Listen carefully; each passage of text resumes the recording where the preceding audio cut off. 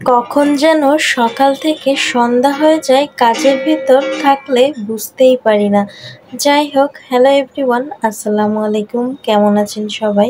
এই তো সকাল থেকে ভিডিওটা শুরু করেছি। সকালে উঠে কিছু হাতের কাজ সেরে নিয়েছি, আর এখন দেখুন, রাত্রে আমার মেয়ে ঘুম পড়েছিল, হাতে একটা চুড়ি পরে। তারপর আমি সকালবেলা উঠে বিছনাটা আগে রেডি করে নিলাম। এখন কিছু কাপড় ভিজে তারপর সকালের মোটামুটি সব কাজ সেরে রেখে চলে এসেছি দুপুরে রান্না করতে।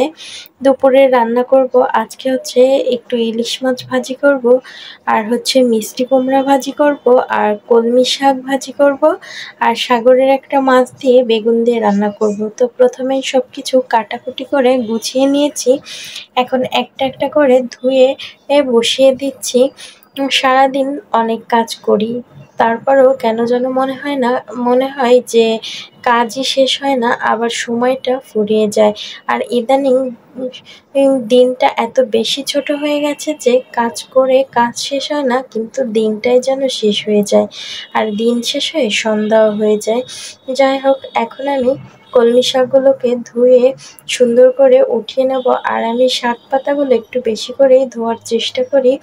আর এই যে এই ফাঁকে কাজ করতে যেয়ে দেখুন পানি হয়ে ভরে গেছে, আর আমার কুমড়োগুলো সব ভাজি করে নেওয়া হয়ে গেছে। এখন কিছু ঝাল আর পেঁয়াজ ভাজি করে নিয়েছি, আর কলমি শাকের ভিতর আমি কাঁচামরিচ দিয়ে ভাজি করে নেব লবণ আর হলুদ দিয়ে, আর পাশের চুলায় আমি পেঁয়াজ আর রসুন ভাজি করে পরে শাকের সঙ্গে একসঙ্গে মিশিয়ে নেব। কলমি শাকটা আমি সবসময় এই তেলের ওপর দিয়েই ভাজি করি। অনেকেই আছে কলমি শাকটা সেদ্ধ করে নেয়, তাহলে আমার কাছে খুব একটা ভালো লাগে না। যার কারণে আমি হচ্ছে ঝাল পেঁয়াজটা আলাদা করে তারপর হচ্ছে একেবারে লাল লাল করে ভেজে ফেলি। এখন বেগুনের তরকারিটা বসিয়ে দিয়েছি, তাই বেগুনটা সুন্দর করে ধুয়ে ফেলবো আগে। আর আমি সবসময় বেগুনটা কেটে পানির ভিতর রেখে দিই, না হলে কিন্তু বেগুনটা কালো হয়ে যায়। আর এখন পেঁয়াজ আর কাঁচামরিচ দিয়ে তেলের ওপর একটুখানি ভাজা ভাজা করে একটু পানি দিয়ে দিলাম, এতে পেঁয়াজটা গলে কিন্তু একটা বাটা বাটা ভাব আসবে। আর আমি একটু জিরে রসুন বাটা দিয়ে দিলাম, আর হচ্ছে সমুদ্রের একটা মাছ দিয়ে আজকে রান্না করব, লবণ হলুদ আর জিরে রসুন বাটা দিয়ে। আমি কিন্তু সবসময় রান্নাটা একটু সিম্পলভাবে করার চেষ্টা করি, এটাই আপনাদের ভাইয়ার অনেক বেশি ভালো লাগে। যাই হোক, এখন মাছটা কষানো হয়ে গেছে, এখন মাছটাকে আমি তুলে নেব।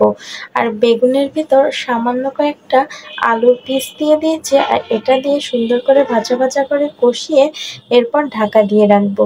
আর যখন একেবারে তেল ফুটে উঠবে তখনই আমি এর ভেতর ঝোলের পানিটা দিয়ে দেব।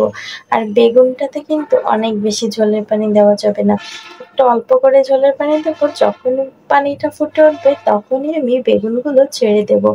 অনেকেই আছে বেগুনটা কষিয়ে রান্না করে, আমি কিন্তু বেগুনটা সব সময় আপনার ঝোলের পানিতে দিই। যাই হোক, এটাই খেতে বেশি ভালো লাগে। কলমি শাকটা ভাজি হয়ে গেছে, আর ওটাকে নামিয়ে নিয়েছি। আর এখন এই যে বেগুনটা সিদ্ধ হওয়ার পালা। বেগুনটা অনেক ভালো করে সিদ্ধ হয়ে গেলে তারপর আমি মাছগুলো দিয়ে দেব, আর মাছগুলো দিয়ে ঢাকা দিয়ে রাখবো। যখন ঝোল কমে যাবে তখনই কিন্তু আমার বেগুন রান্না শেষ। এই যে একটু লবণ কম হয়েছিল, একটু লবণ দিয়ে দিলাম, আর এই যে বেগুন রান্নাটা শেষ হয়ে গেছে। এখন আমি এটাকে নামিয়ে নেব, তারপর কিছু থালা বাসন আছে সেগুলোকে ধুয়ে নেব। আর তারপর দেখুন আমার মেয়ে কি হচ্ছে। যাই হোক, ভিডিওটা এই পর্যন্ত, সবাই ভালো থাকবেন, আল্লাহ হাফেজ।